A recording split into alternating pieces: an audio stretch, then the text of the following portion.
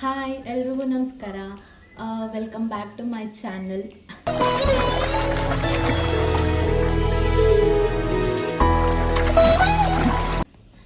Actually ನಾನು last ವಿಡಿಯೋದಲ್ಲಿ ನನ್ನ ಇಂಟ್ರೊಡಕ್ಷನ್ ವಿಡಿಯೋ ಮಾಡಿದೆ.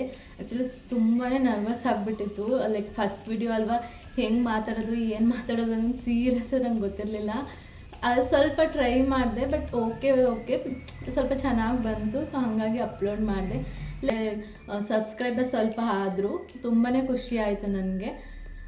ಈ ವಿಡಿಯೋದಲ್ಲಿ ಏನಪ್ಪ ಅಂದರೆ, ನಾನು ಯಾಕೆ ಯೂಟ್ಯೂಬ್ನ ಸ್ಟಾರ್ಟ್ ಮಾಡಿದೆ ಅಂತ ನಿಮ್ಮ ಹತ್ರ ಶೇರ್ ಮಾಡ್ಕೋಬೇಕು ಅಂತ ಅಂದ್ಕೊಂಡೆ. ನಾನು ಲಾಸ್ಟ್ ವೀಡಿಯೋದಲ್ಲೂ ಒಂದು ಹೇಳಿದೆ, ಏನಪ್ಪ ಅಂದರೆ ಈ ಚಾನಲ್ನ ನಾನು ಯಾಕೆ ಸ್ಟಾರ್ಟ್ ಮಾಡ್ತಾಯಿದ್ದೀನಿ ಅಂತ. ಸೊ ಈ ಚಾನಲ್ ಸ್ಟಾರ್ಟ್ ಮಾಡೋದಕ್ಕೆ ಸ್ಫೂರ್ತಿನೇ ನನ್ನ ಮಗಳು. ಹೆಂಗಪ್ಪ ಅವಳು ಸ್ಫೂರ್ತಿ ಆದಳು ಅಂತ ಅಂದರೆ, ನಾನು ಡೆಲಿವರಿ ಆದಮೇಲೆ ಬಂದು ಲೈಕ್ ಅವಳನ್ನ ನೋಡ್ಕೊಳ್ಳೋದು, ಸ್ವಲ್ಪ ಮನೆ ಕೆಲಸ ಮಾಡೋದು ಕಂಪ್ಲೀಟಾಗಿ, ಆಮೇಲೆ ಫೋನ್ ನೋಡೋದು ತುಂಬ ಫೋನ್ ನೋಡೋದು ಜಾಸ್ತಿ ಆಗಿಬಿಟ್ಟಿತ್ತು. ಸೊ ಹಂಗಾಗಿ ನಾನು ಅಂದ್ಕೊಂಡೆ ಲೈಕ್ ನನಗೆ ತುಂಬ ಫೋನ್ ನೋಡ್ತಿದ್ರೆ ಅವಳು ಅದಕ್ಕೇ ಅಡಿಕ್ಟ್ ಆಗ್ಬೋದು.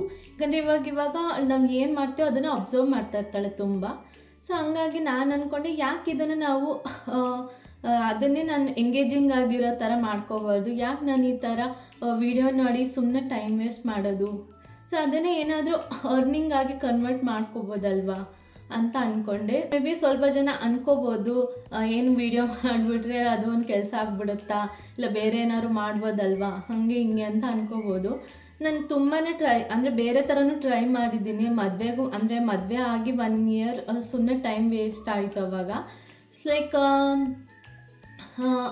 ವರ್ಕ್ ಫ್ರಮ್ ಹೋಮ್ ಆ ಥರ ಎಲ್ಲ ಮಾಡೋಣ ಅಂತ ಅಂದ್ಕೊಂಡ್ರೆ ಆಲ್ಮೋಸ್ಟ್ 2-3 ಅಮೌಂಟ್ ಕಟ್ಟಿ ಸುಮ್ಮನೆ ಅದು ವೇಸ್ಟ್ ಆಯಿತು. ಸೊ ಹಾಗಾಗಿ ಯಾಕೆ ನಾನು ಹೆಂಗಿರೋ ಫೋನ್ ನೋಡ್ತೀನಿ, ನಂಗೆ ವಿಡಿಯೋ ಎಡಿಟ್ ಮಾಡೋದಕ್ಕೆ ಬರುತ್ತೆ, ಮತ್ತು ನಂಗೆ ಇದರಲ್ಲಿ ತುಂಬಾ ಇಂಟ್ರೆಸ್ಟ್ ಇದೆ. ಸೊ ಇದನ್ನೇ ಯಾಕೆ ನಾನು ಯುಟಿಲೈಸ್ ಮಾಡ್ಕೋಬಾರ್ದು ಅಂತ ನನಗೆ ಅನ್ನಿಸ್ತು. ಮಗಳಿದ್ದಾಳೆ, ತುಂಬ ಖುಷಿ ಇರುತ್ತೆ ಮಗಳ ಜೊತೆಗೆ.